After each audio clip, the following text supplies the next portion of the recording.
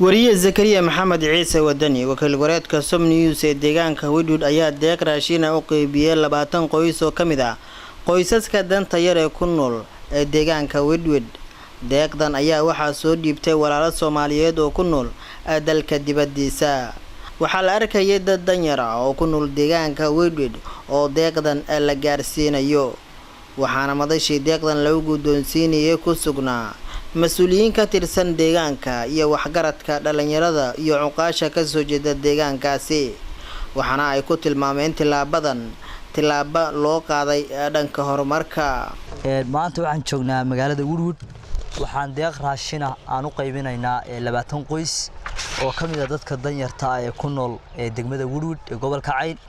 deeqda waxaa la soo baxay walaalo muxsiniina oo dalka dibadiisa ku nool, kuwaas oo magacyadooda qariyay iyagoona ummadda muxsiniinta walaalahooda ugu talagalay inay bisha barakaysan ee Ramadaan fadligeeda ay ku afuraan.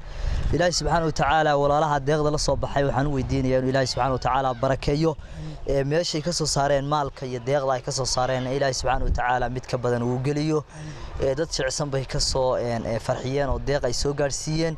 waxaan leeyahay deeqdan aysan noqon tii koowaad ee walaalaha muxsiniinta aad soo gaarsiisaan, ha noqoto tii koowaad balse tii u dambeysay aysan noqon mid u bilaabmatay insha Allah ha noqoto. dadka kale ee muxsiniinta ee sadaqada inay la baxaan jecel iyagana waxaan ugu baaqayaa oo aan ka codsanayaa inay dadka muxsiniinta inay dadka jilcsan ay soo ogaadaan.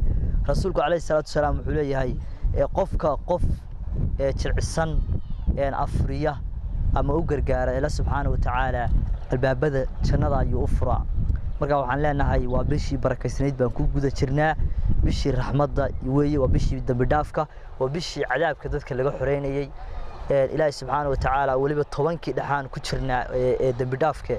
Ilaahay subhanahu wa ta'ala walaalaha sadaqa la soo baxay ha u dambi dhaafo, Ilaahay dambigooda ha dhaafo, Ilaahay ka waalidkooda ha dhaafo. waxaan rabnaa inaan nololkan uga ducayno dadka muxsiniinta ah ee la soo baxay deeqdan raashinka ah ee ku soo hagaajiyay Zakariya Wadani oo mar walba u taagan inuu istuso dadka jilicsan iyo dadka muxsiniinta wax la baxaya.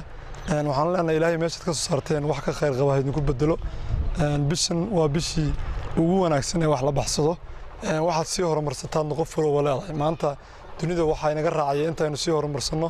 waxaan leenahay dadka muxsiniinta wanaaga jecel inay wax la baxaan jecel.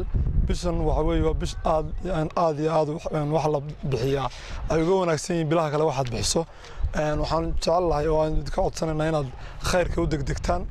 walaalayaal marka ugu horeysa waan idin salaamaynaa dadka ku talagalay dadka masaakiinta inay bilaha wanaagsan inay wixii ay u helayaan soo siiyaan. waanad mahadsantihiin, waananu idin ducaynaynaa. meesha aad ka soo bixiseenna wax khayr qaba Allah idinku bedelo, annana dhaacamaal shifaa Allah nooga dhigo. Zakariya Maxamed raashinka wuu na siiyay, waana soo gaadheen, waana haysanaa oo waa cunaynaa, waana ku afuraynaa haddii Ilaahay idimo. Horay ayaa sidan oo kale deeq kala duwan waxa uu gaarsiiyay Zakariya Maxamed Ciise Wadani wakiil wareedka Som News ee deegaanka Wedwood qoysas danyar ah oo ku nool tuulooyinka ku xiran ee deegaanka Wedwood.